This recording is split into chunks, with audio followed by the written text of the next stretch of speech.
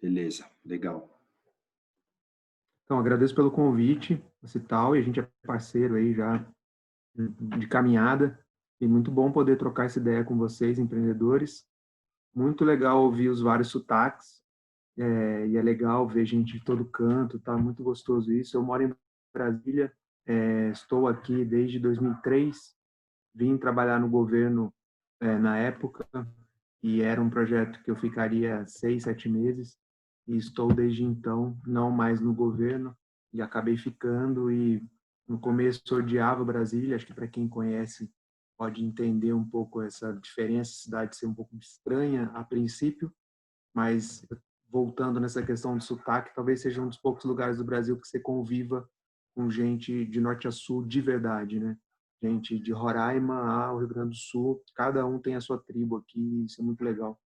Então, eu sou agrônomo de formação, não praticante, comecei minha caminhada pela área ambiental e daí eu fui vendo que, na verdade, o que eu queria fazer era sensibilizar as pessoas para práticas mais ambientalmente corretas, entre aspas, e no final das contas o que eu estava fazendo era mais social do que ambiental, era menos transferência de técnica e mais diálogo com as pessoas, né? Então foi isso que acabou me movendo da área ambiental para a área social, que é onde eu estou hoje. Estou como gestor do Instituto Sabin desde 2011, então já nessa área de investimento social privado desde então. Então a ideia é trocar umas ideias sobre essa área. Eu imagino que alguns de vocês já tenham ou possam ter interface com institutos, fundações, áreas de responsabilidade social de empresas. Sempre surgem dúvidas de como aproximar, como conversar com essa galera, qual é a melhor abordagem. Então, é um pouco trazendo alguma experiência sobre esse campo e tentando trazer dicas e trocando ideias a respeito desse tema, que é enfim, desse lugar de fala que é onde eu me encontro. Vou projetar meia dúzia de slides aqui bem rápido, a ideia não é ficar alongando nisso, depois compartilha com vocês o material, mas eu acho que é legal dar uma linha de base antes da gente entrar em questões mais específicas que possam surgir, e eu acho que fiquem à vontade para trazer as questões e dúvidas, e enfim, tudo que vocês tiverem. Vou compartilhar aqui, então, rapidinho. Qual que é a ideia, gente? De forma muito breve, tá? Acho que esse tema, propus esse tema, né? Que bicho é esse? E aí a ideia de não estar no plural é de propósito mesmo, porque eles, digamos, são parte de um mesmo bicho, né? Institutos e fundações. Então, vamos explorar um pouco mais essa história. Primeiro, rapidamente, o Instituto Sabin tem como missão fomentar a inovação social. A gente entende que a inovação social são múltiplos caminhos, múltiplas maneiras de a gente endereçar questões socioambientais. Essa é a nossa missão, essa aqui é a nossa teoria de mudança. Sem entrar muito nos detalhes, mas só para mostrar que no amarelinho do meio ali, a gente tem a plataforma de empréstimo coletivo. Então, basicamente, a gente tem, olhando as caixas amarelas, a gente tem 3 macro frentes que a gente atua. Uma que é apoiar, fortalecer ecossistema e organizações chaves, não só de impacto, mas de inovação social de forma mais aberta. No meio é fortalecer, gerar, apoiar novos instrumentos financeiros para impacto, e a plataforma de empréstimo coletivo entra aí. E por último, uma frente de conteúdo, de narrativa. A gente tem um canal que chama Inova Social, recomendo, convido vocês a conhecerem, inovasocial.com.br, tem bastante conteúdo ali. Inclusive tem podcast da Cital e a Alpa, que é sobre negócios de impacto especificamente. Então, parando de falar da gente, e já entrando um pouco mais nas questões, só um pequeno delay aí na passagem. Qual que é a ideia aqui? A gente poder explorar um pouco mais o tema dos institutos e fundações. Então, primeiro acho que travou minha apresentação nisso. Deixa eu ver se eu consigo sair. Se você Eu vou aí sair e vou compartilha voltar. de novo.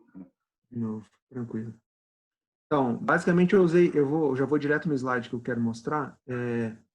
Eu mostrei essa imagem justamente porque nosso chamado investimento social privado, que é o nome da nossa filantropia no Brasil quase como uma jabuticaba, né?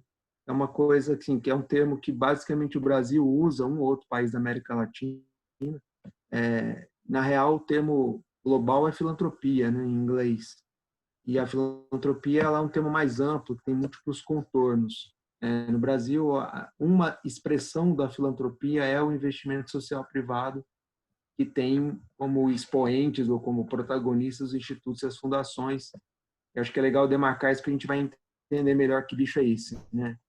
Basicamente, bicho, um cara Brasil mesmo, trazendo um pouco mais o olhar para o Brasil, para a realidade brasileira. Vamos lá. Está travando minha apresentação? Vou de novo. Você quer que eu vá passando para você? Aqui eu tenho ela Pode aqui ser. comigo. Você tem? Por Tenho. favor. Deixa eu abrir ela aqui. Valeu. Então, basicamente, o que a gente tem? A gente tem, primeiro, o que é investimento social privado? Acho que todo mundo já deve ter ouvido esse termo, e ele às vezes se confunde com investimento de impacto, que é uma coisa diferente, tá? Basicamente, a gente está dizendo de a famosa responsabilidade social, digamos, né, termo mais popular, a gente visualiza mais o que é isso, mas com uma cara um pouquinho mais elaborada, digamos, né? Pode pôr no quinto slide, Vinícius, por favor.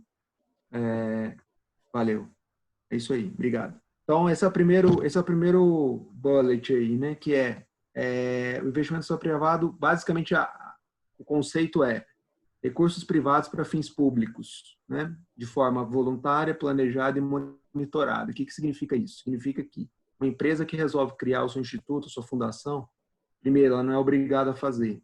Ela está fazendo porque aquilo, de alguma forma, faz sentido para ela, gera valor de alguma maneira, e ela faz de forma voluntária, esse é um primeiro ponto. Ou seja, a gente não está dizendo aqui nada de natureza de compensação, de multa, não é isso, tá? Não está nessa caixinha isso.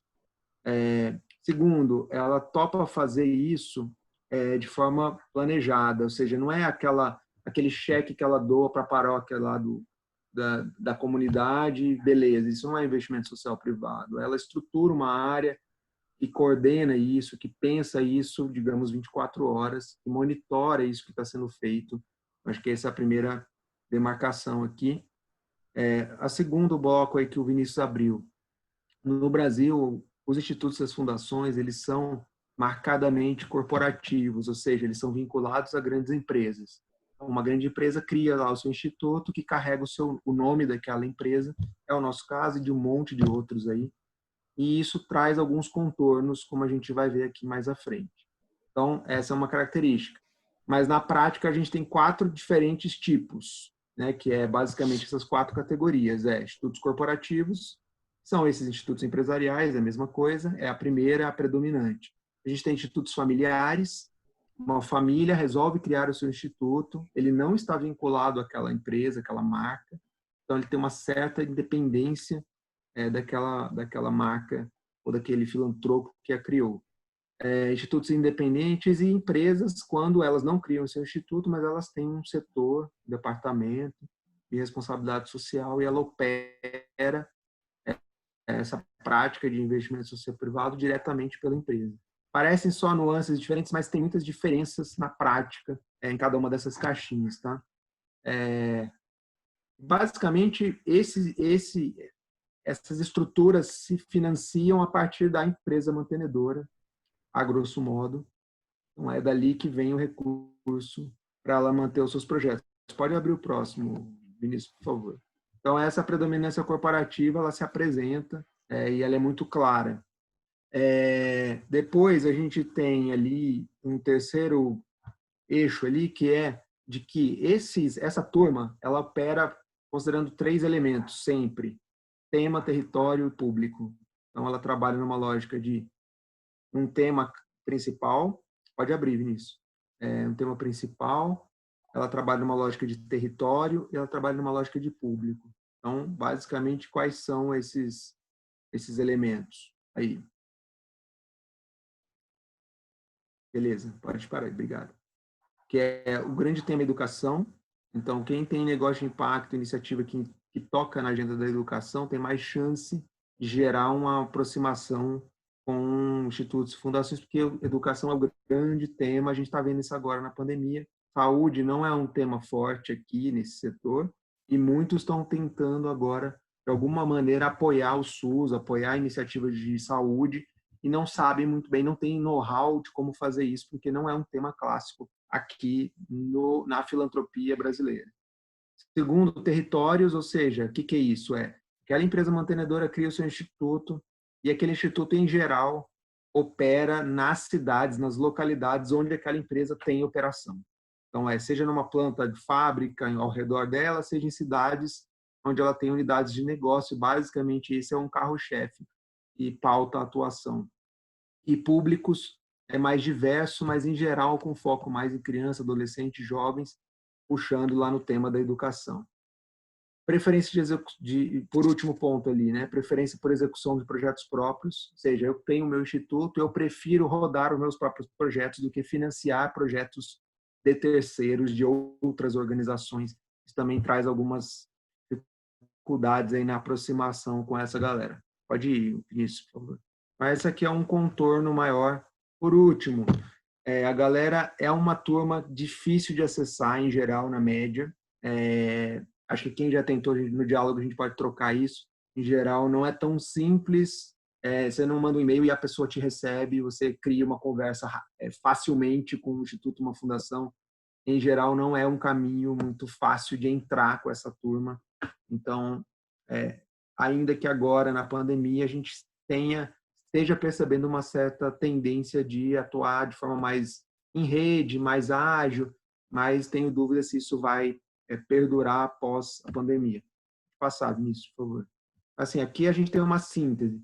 Aqui eu trago basicamente alguns dados, são 2 slides de dados rápidos, só para mostrar que tem um estudo que é o censo do GIF. O GIF é o Grupo de Institutos, Fundações e Empresas, é a grande rede dessa turma. E ali o GIF solta a cada 2 anos um censo onde ele mostra a fotografia desse setor. Então, basicamente, isso que eu resumi no slide anterior está aqui em dados. Então, só para ilustrar um pouco o que eu estou dizendo, pode passar, Vinícius. Então, só para vocês visualizarem, está ali. Ali à esquerda, naquele quadro, no censo de 2016 e de 2018, os grandes temas, podem ver que educação está lá.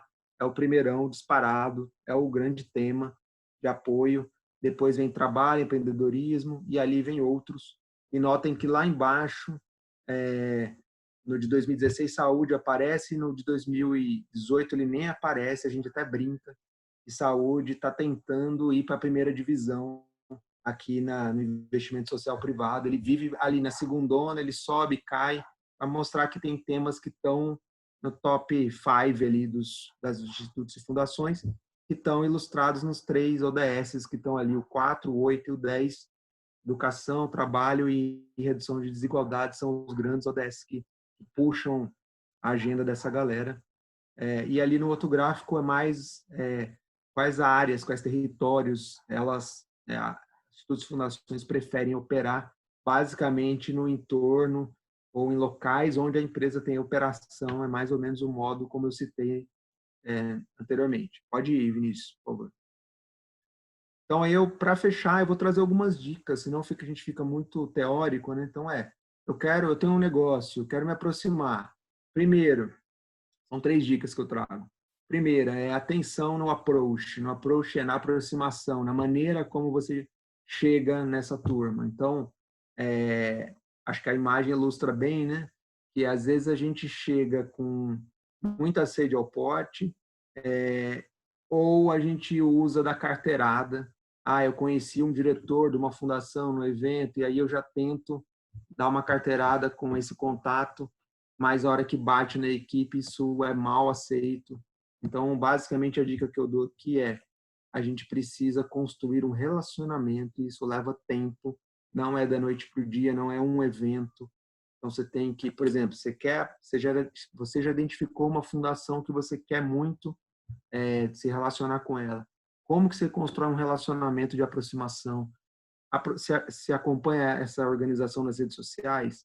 Você interage com ela? Você acompanha o que ela está fazendo? Você lê os relatórios dela? Você tem que estar antenado no que ela está fazendo, porque aquilo te dá ingrediente para conseguir construir nessa aproximação com mais substância, né? Então, acho que essa é a dica que eu dou.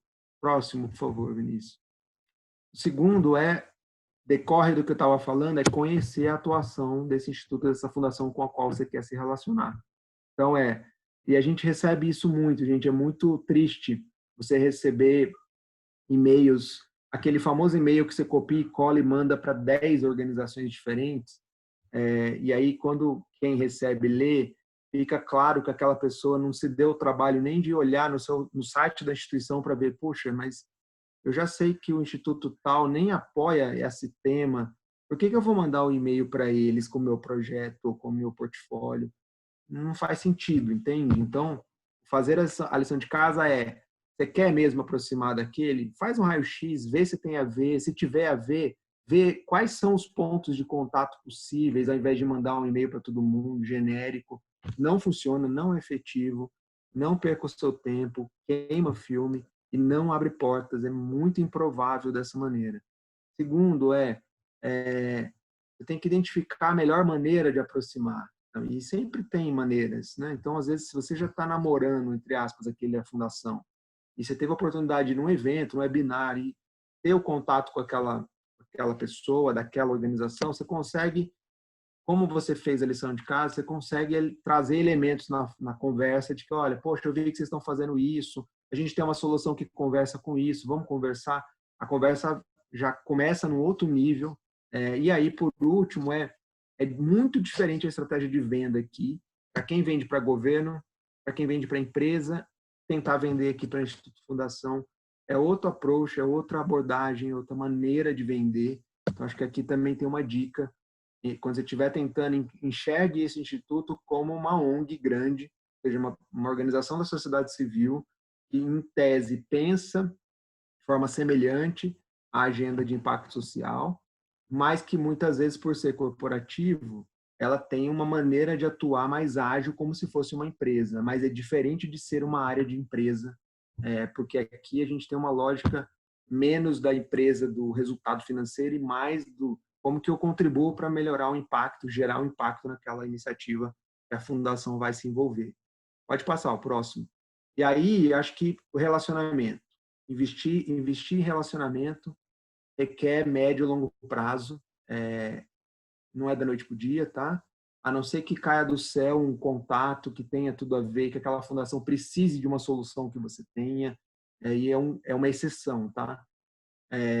Vai te consumir tempo, vai te consumir energia, e você tem que estar bem focado onde você quer chegar, em quais organizações, e aí com o tempo você vai conquistando e abrindo essas portas. E aí, obviamente, uma vez conquistado esse espaço, e aí isso é um erro que eu vejo muito. Muitas vezes aquele negócio, aquela organização consegue fazer tudo isso, conseguiu, conquistou, fechou um projeto, e aí depois ela deixa a desejar na continuidade desse relacionamento. Então, basicamente, ela manda os relatórios de prestação de conta e some do mapa, e, em geral, as fundações gostam de estar nesse tete-a-tete. O que está acontecendo? Quais são as lições aprendidas? Traz aí, vamos conversando. Então, isso é importante também, porque você vai consolidando, vai fidelizando um parceiro no mais longo prazo. Isso é bem importante, né? Pode passar, acho que a gente já está aqui encerrando para a gente abrir o último slide. Basicamente, convidar vocês para conhecer depois Inova Social, nossa plataforma de conteúdo sobre inovação social. Deixar aí meus contatos, estão aí, e estou à disposição depois para a gente trocar figurinhas e tal, e devolver a bola aqui para o Vinícius e para vocês, para a gente poder dialogar um pouco, trocar figurinhas e ouvir vocês também. Então é isso. Obrigado, gente.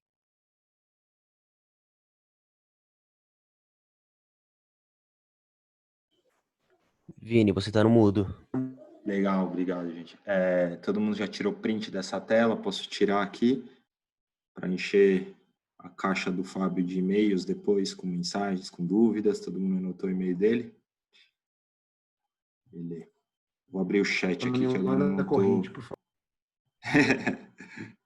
Estou aqui com... Deixa eu ver. Bom, vamos para perguntas agora, gente. Quem se habilita aí para perguntar, para tirar dúvidas, pedir dicas? Eu queria fazer uma pergunta simples, na verdade, ao Fábio. O Fábio falou muito bem do manejo, né, de abordar as fundações, instituições. E o que eu queria perguntar é se, além desse manejo, existe uma janela de oportunidade quanto ao momento de questão do ano, né? Então, se é mais fácil ter um contato no início do ano, no meio do ano, porque fecha o projeto no início do ano, no meio do ano, no fim do ano. Ótima pergunta, Rodolfo. Obrigado. Melhor período em condições normais, tá? Setembro, outubro, que é o momento onde essa galera está começando a trabalhar o planejamento do ano seguinte. Então, se você chega feliz da vida com o seu projeto maravilhoso em março, esquece. Você não vai conseguir porque o orçamento já foi definido. Com raríssimas exceções, aquela fundação consegue remanejar aqui e ali. Então, o melhor período é agora, estamos chegando. Então, se você já tem alguém em vista, alguma instituição, é o momento de fazer a lição de casa, já fazer o deparo e ver, bom, minha organização, acho que com essa aqui da liga e tal, fico à disposição, se vocês quiserem trocar umas figurinhas de o que você acha daqui, dali, a gente pode trocar essa figurinha, mas aí agosto, setembro seria um bom momento de já chegar, aproximar, sentir o terreno e seria o mais adequado.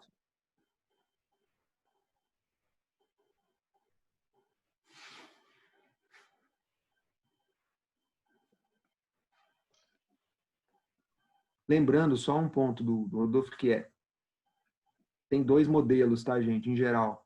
Em geral, você tem fundações que lançam editais, e aí eles acontecem ao longo do ano, em diferentes períodos, e aqueles editais chamadas para fomentar projetos ou iniciativas, e ali é basicamente seguindo aquelas chamadas exemplo. A Fundação Banco do Brasil lança editais, e aí você vai ver lá o período de aplicação da proposta, etc. Então, isso acontece de forma meio contínua, assim como similar a um pouco a agências de fomento ou pesquisa, mais ou menos essa lógica, tá? Então, isso já rola. Mas os outros, a maioria que não faz isso, que não fomenta através de editais, o período é esse aí, agosto, setembro, outubro para frente já vai ficando mais tarde, e aí você corre o risco daquela organização já ter fechado, ou já está no teto, já não cabe mais, a gente já está fechando orçamento e tal. Então, o momento é antecipar um pouco isso.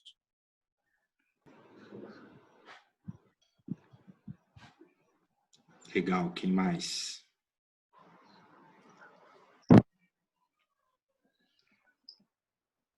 Vou engatar outra aqui. Fábio, é uma questão, uma dúvida mais pessoal. A questão do impacto, como é avaliado por essas instituições para definir um projeto? Quando ele vê um projeto, o que eles levam em consideração de critério nesse impacto? Então, acho que são duas coisas. Uma é se o teu projeto tem fit, ou seja, está alinhado à missão, ao propósito daquela organização, daquele instituto, daquela fundação. Essa é a primeira.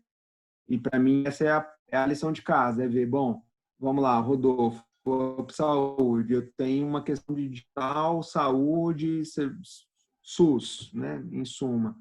Vamos ver, dentre institutos e fundações brasileiros, quem apoia isso. São poucos, como eu falei, está na série B, está na segundona esse tema. Mas a gente está num contexto de Covid, onde esse tema ganhou relevância. Então, opa, eu sei que o Itaú doou 1 bilhão para apoiar coisas inovadoras por esse caminho. E aí olhar o que eles estão apoiando, o que... O Fábio tá um pouco dentre as coisas travando. Vale. Essa última fala sua travou um pouco. Acho que não sei se foi só eu que não consegui ouvir ou Não, travou sim. Não, travou um pouquinho. Travou um pouquinho. Vou recuperar rapidinho, desculpa, gente. Basicamente, o que eu estava dizendo é olhar as iniciativas que apoiam projetos que têm a ver com o seu projeto, com a sua organização, com o seu negócio, e aí vendo isso, mas no macro, primeiramente no macro. Depois a gente olha mais no micro e vê como chegar nessa galera. Essa é a primeira dica. E a outra coisa é, depois de ter conseguido conectar, né, aplicar, aí eles vão colocar na mesa os critérios deles, os modelos, a maneira, se tem um formulário específico, se tem métricas específicas, mas aí já é uma outra conversa, tá? Beleza? Show.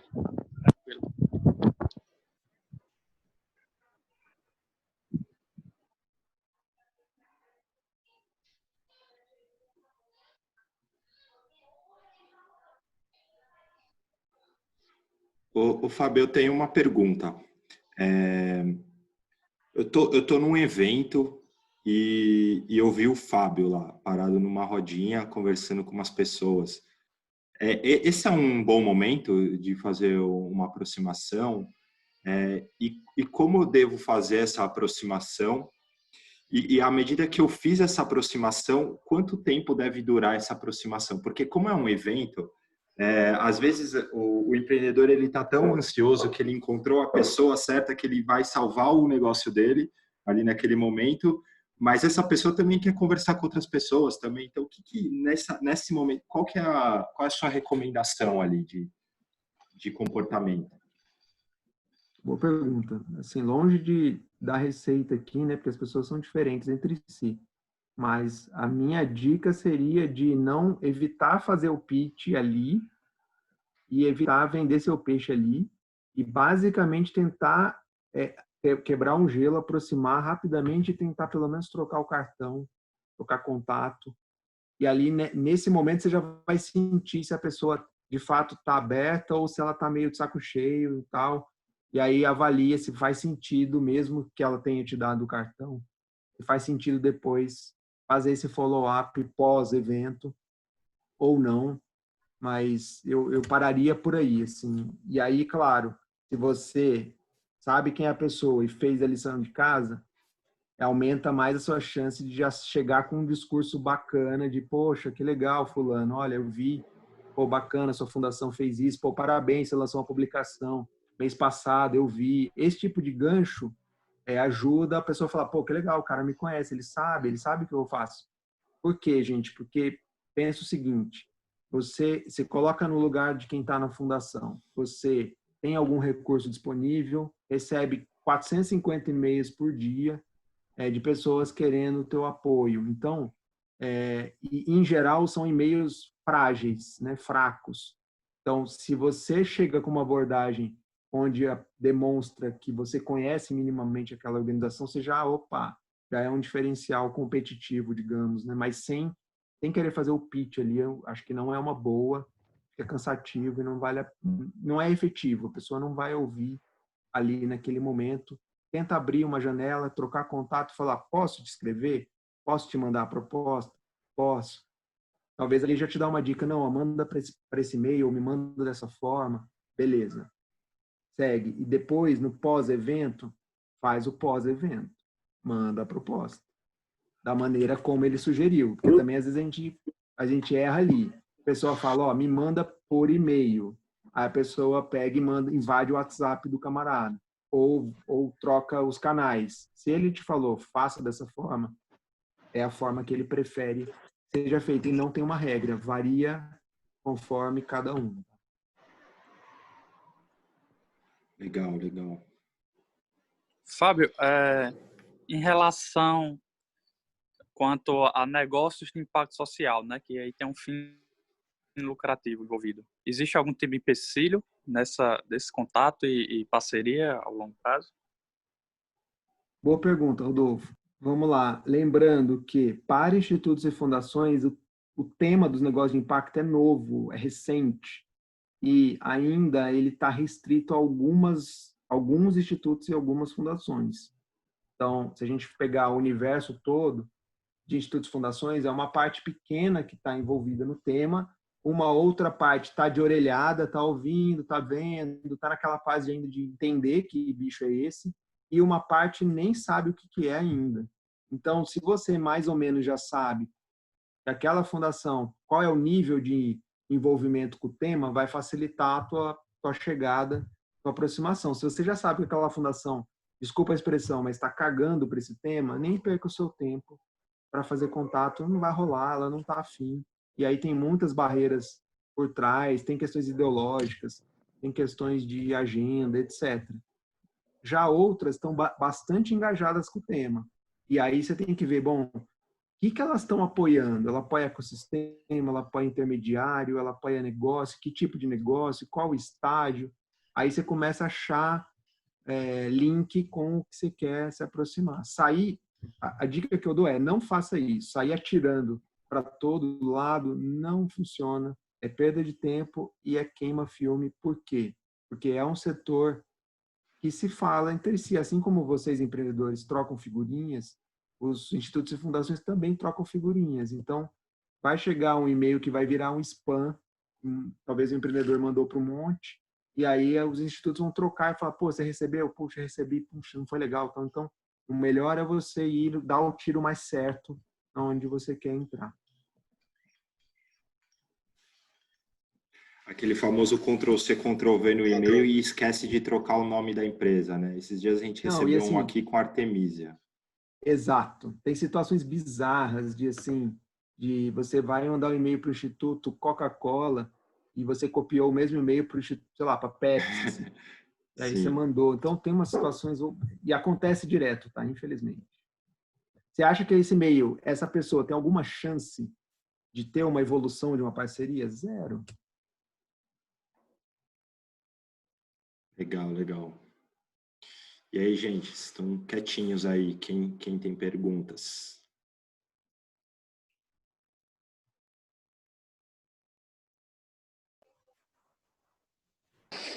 E quanto à maturidade dos projetos, né?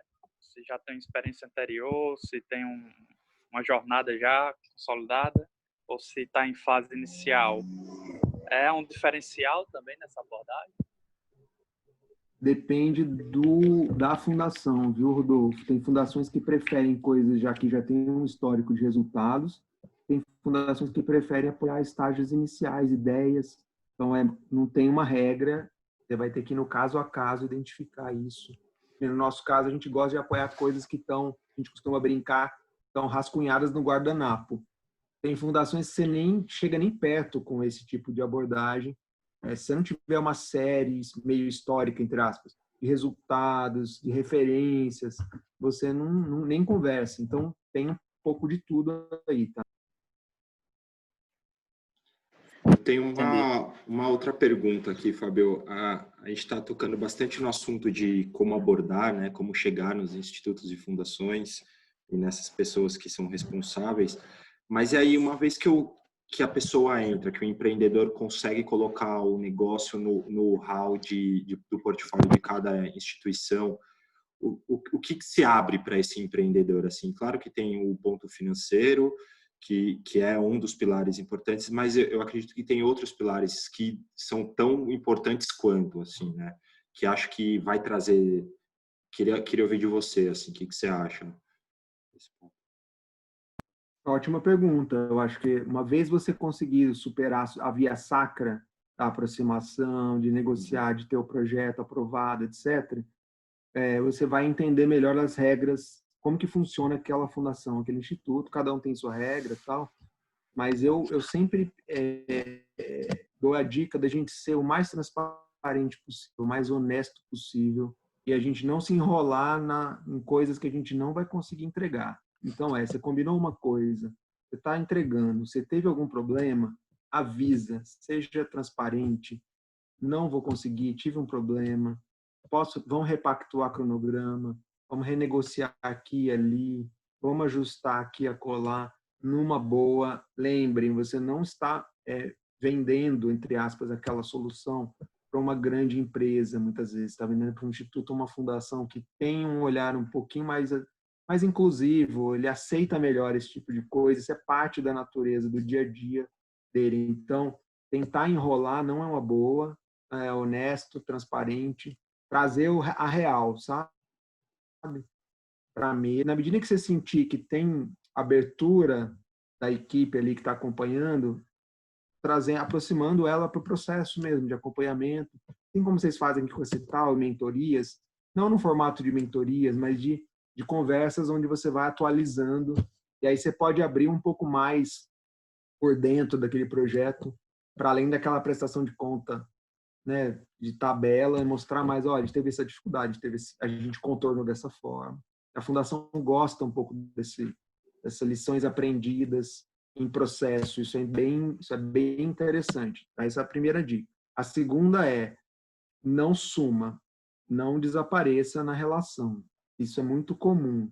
Consegui lá o meu projeto aprovado, some, só aparece na prestação de contas ou naqueles momentos que essencialmente é preciso entregar algo.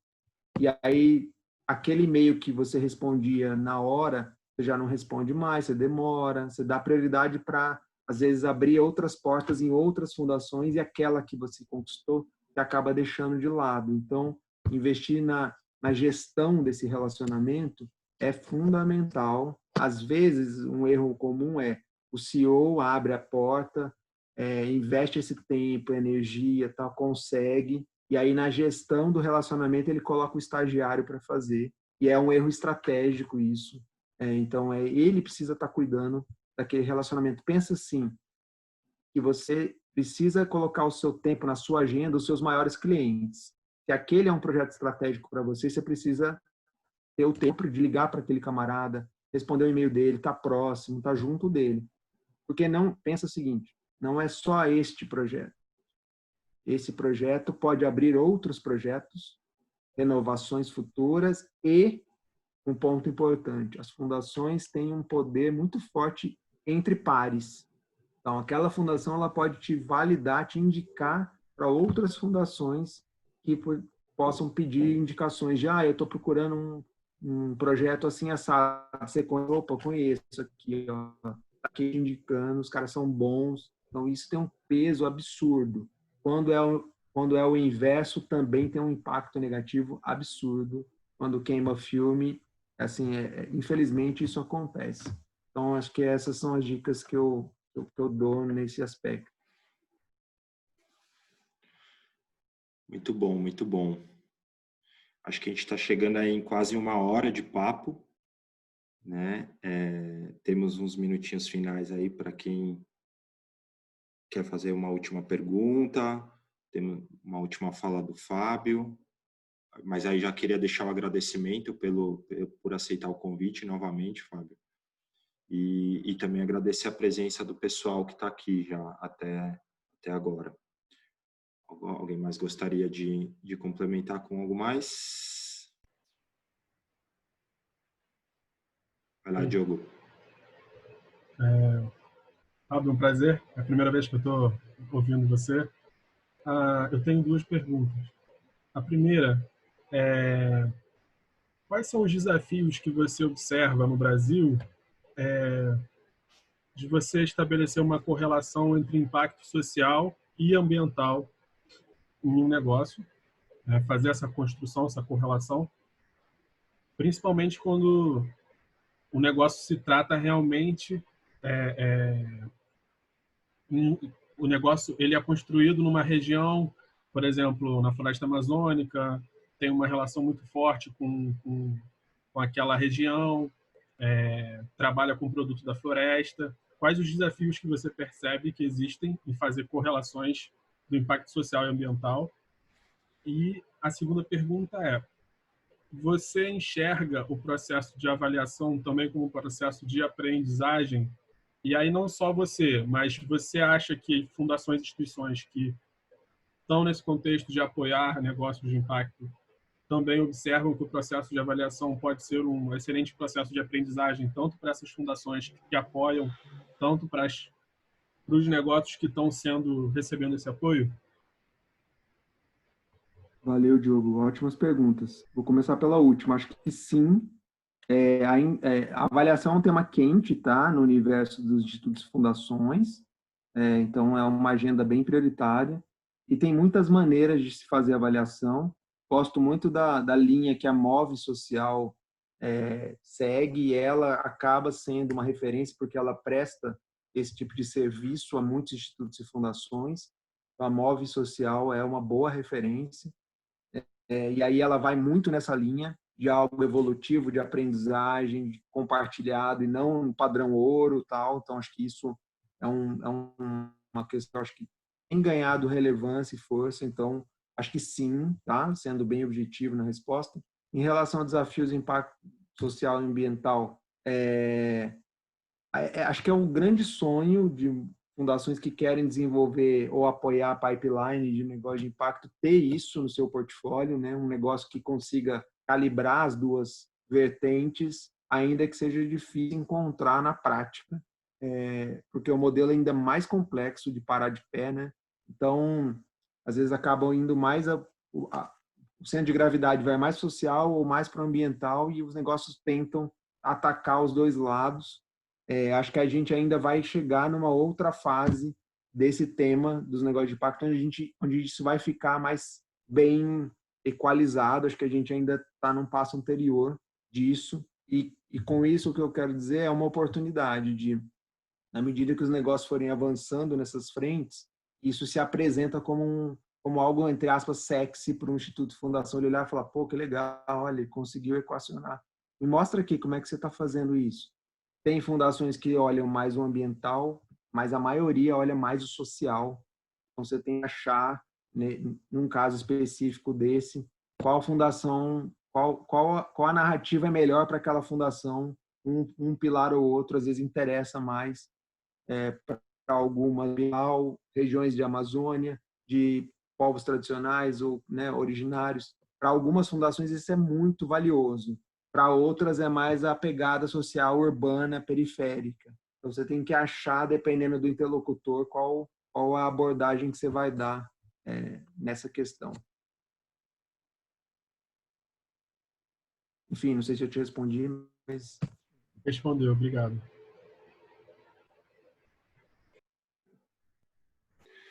Muito bem, gente. Temos uma live sobre institutos e fundações, então.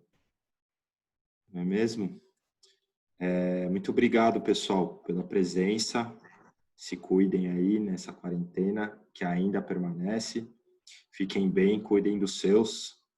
E até uma próxima. E novamente, Fábio, muito obrigado. Valeu, gente. Eu que agradeço aí. Se cuidem. À disposição de vocês aqui. Um abração. Valeu, boa noite, gente. Tchau, tchau. Até mais. Tchau, tchau. Obrigada, gente. Tchau, tchau. Obrigada, Fábio. Obrigada, pessoal. Isso aí.